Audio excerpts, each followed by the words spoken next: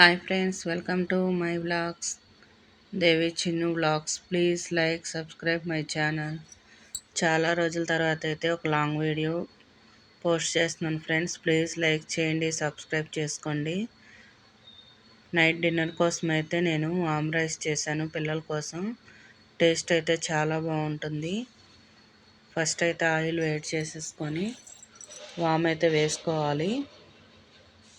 First వామ్ వేయటం వల్ల oil అంతా స్ప్రెడ్ అయ్యి స్మెల్ చాలా బాగుంటుంది తినేటప్పుడు టేస్ట్.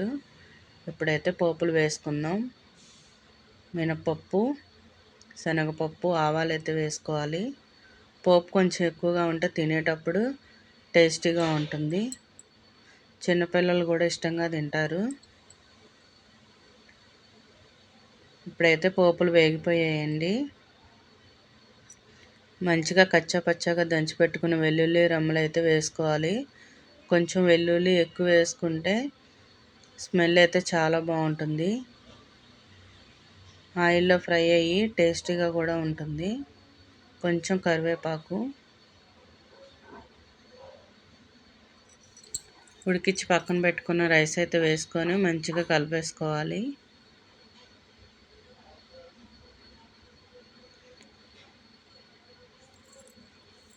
పోపు మొత్తం అన్నంలో కలిసిపోయేలాగా మంచిగా పైనుంచి కింద వరకు అయితే కలిపేసుకొని టేస్ట్ అయితే చాలా బాగుంటుందండి. 1 ఇయర్ దాటిన పిల్లలకు కూడా పెట్టుకోవచ్చు. వీక్కి 2 టైమ్స్ అయితే పెట్టుకోవచ్చు అండి. టేస్ట్ చాలా బాగుంటుంది. స్పైసీ ఎక్కువ ఉండదు. కొంచెం సాల్ట్, టేస్ట్కి తగినంత, కొంచెం పసుపు. ఇట్లా అయితే 1 ఇయర్ దాటిన పిల్లలకైతే పెట్టేసుకోవచ్చు. వాము ఘాటు, వెల్లుల్లి ఘాటు అయితే సరిపోతుంది. కొంచెం పెద్ద పిల్లలు అట్లా తినాలనుకుంటే కొంచెం స్పైసీ కోసం కారం అయితే యాడ్ చేసుకోవాలి. వీక్లీ 2 టైమ్స్ పెడితే పిల్లలకు కడుపులో నొప్పి కూడా రాకుండా ఉంటుంది.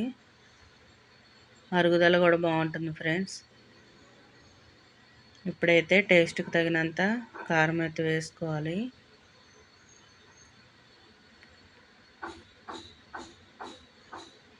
నేనైతే వీక్లీ 2 టైమ్స్ పిల్లల కోసం ఇలా చేసి పెడుతూ ఉంటాను.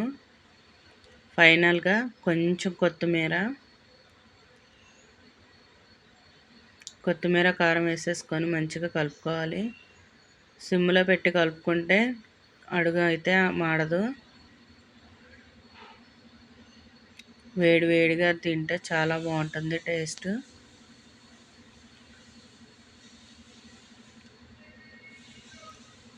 వీడియో కనుక మీకు నచ్చినట్లయితే ప్లీజ్ లైక్, షేర్, కామెంట్ చేయండి.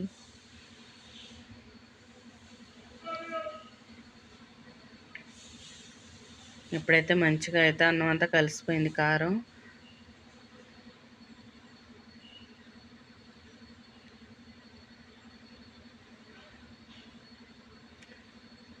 ఇప్పుడైతే కొంచెం ప్లేట్లోకి అయితే తీసుకున్నాం. టేస్ట్ అయితే చేద్దాం. టేస్ట్ ఎలా ఉందో. టేస్ట్ అయితే చాలా బాగుందండి. నచ్చితే లైక్ చేయండి.